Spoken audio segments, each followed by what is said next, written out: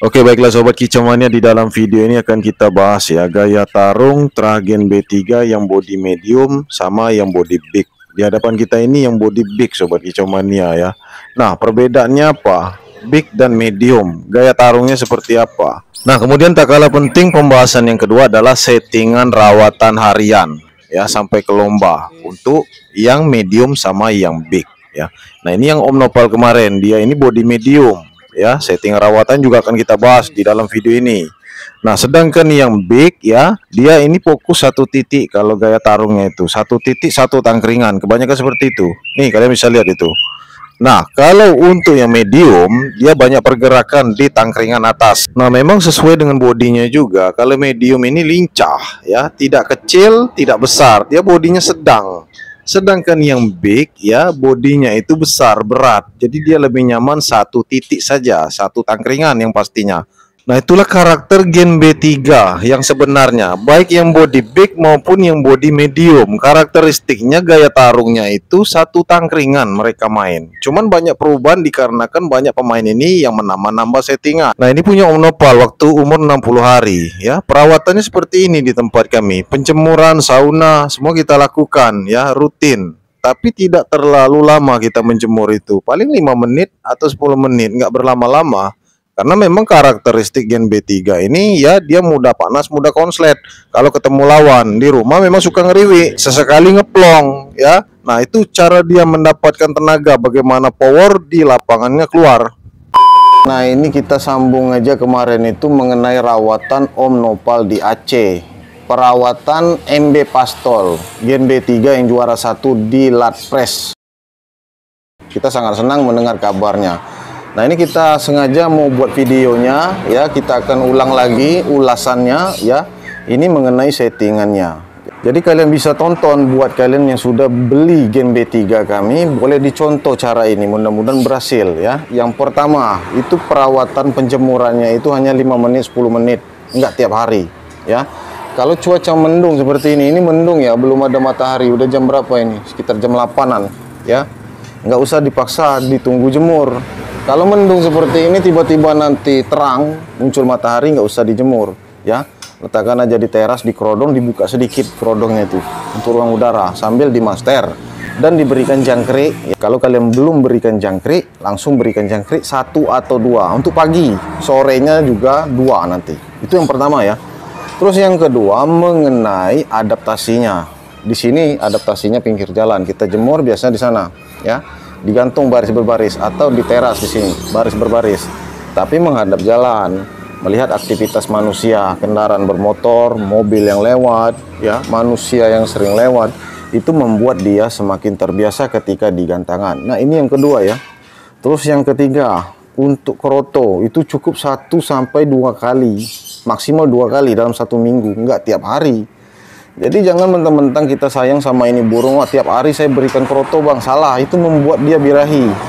Burung muda walaupun pastol itu bisa birahi, nanti dia nggak siap kondisinya itu ya, birahi dan bisa ngembang, nampar-nampar dan turun ke bawah, jatuh ke bawah. Nah, hati-hati dengan rawatan yang masih usia pastol. Usia pastol ini sebenarnya nggak jauh beda dengan dia usia trotol ya, trotol yang udah besar masuk ke pastol. Jadi sama aja dia itu, walaupun badannya udah pastol, jiwanya itu masih jiwa anak-anak, jiwa trotol.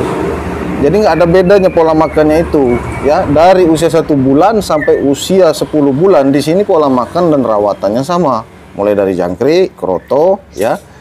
Nah, kemudian juga untuk penjemuran sama mandi. Nah, ini terakhir ya, mandi ya, mandi. Kalau mandi ini nggak tiap hari, mentang-mentang kita sayang sama ini burung kita mandikan tiap hari, nggak seperti itu. Mandinya pun kita lihat kondisi. Kalau cuaca yang mendung seperti ini cukup semprot-semprot saja ya, di bagian sayap, di bagian punggung, sama ekor, sama kakinya, sama kukunya. Kepalanya nggak usah kalau kondisi seperti ini, mendung, dingin, mau hujan. Nah, kalau untuk mandinya ini seminggu itu bisa 1 kali 2 kali. Itu kalau Gen B3. Gen B3 usia pastol. Dan ini nggak perlu kita mandikan lama-lama, sebentar aja ya. Setelah dia udah mulai nangkring, membersihkan bulu-bulu ya. Nah, 1 kali 2 kali udah cukup itu. Udah tuh kita cabut, kita masukkan lagi ke dalam sangkar, kita kerodong, gantung depan rumah, dekat teras, adaptasi lagi pinggir jalan ya. nggak usah diberikan jangkrik lagi. Jadi mentang-mentang kita sayang, ini kebanyakan ini kadang-kadang teman-teman ini sikapnya seperti ini, cara menyikapi burung. Oh, saya sayang bang sama ini burung, jadi kapan dia mulai udah mandi kita berikan lagi jangkrik. Enggak, agak seperti itu. Nanti dia kebiasaan dengan jangkrik yang kalian berikan ketika di lapangan. Nah, bahkan Om Nopal ya, ini catatan khusus buat kalian, dia pakai settingan harian aja, tidak ada settingan khusus lomba. Hariannya itu dia pakai ke lomba kemarin ya, kelihatan di videonya itu. Begitu burung itu sudah selesai gantang, dia buka kerodong, itu udah selesai gantang, biasa aja dia berdiri di dalam kerodong itu, di dalam sangkarnya itu biasa aja. Kebanyakan burung kan udah gini-gini, udah makin panas gitu kan, dia biasa aja ya. Itu tandanya burung stabil. Di rumahnya ngeriwi, burung ngeriwi bisa juara 1 di lapangan. Gimana ceritanya itu? Kalau bukan dia ini konslet, ditekan lawan tambah jadi. Nah, ini tipikal gen B3. Jadi jangan disamakan karakter gen B3 dengan burung lain. Kita lebih paham, kita penangkarnya. Dan juga banyak laporan dari pemain lain. Ini burung bang kalau udah ditekan lawan, walaupun dia ngeriwit di rumah, di lapangan bisa buka volume dan kerjanya benar-benar maksimal. Lebih maksimal dari lawan-lawannya. Kalau dia dalam kondisi yang cukup prima atau bugar, tidak dalam kondisi mabung, tidak dalam kondisi dorong ekor. Ya, arti kata sudah selesai mabung, sudah selesai dorong ekor. Nah, itu ya buat kalian kemarin yang nanya settingan pastol gen B3. Seperti inilah settingannya itu untuk harian, tidak diumbar ya. Jadi jemurnya pun tipis-tipis, makan kroto tipis-tipis, seminggu sekali, 2 kali. Mandinya juga tipis-tipis, seminggu sekali 2 kali. Tidak pakai umbar, tidak pakai embun, hanya kerodong full. Harian di rumah tentu ngeriwi.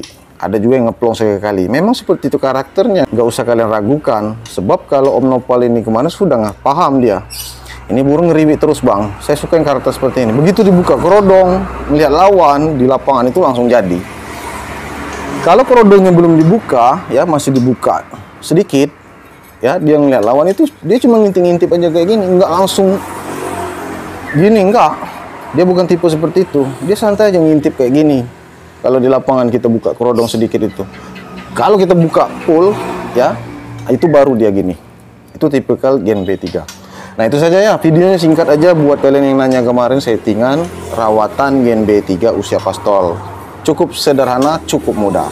Nah itu saja ya informasi yang kita dapat dari Om Nopal. Dia berbagi dengan kita lewat WA.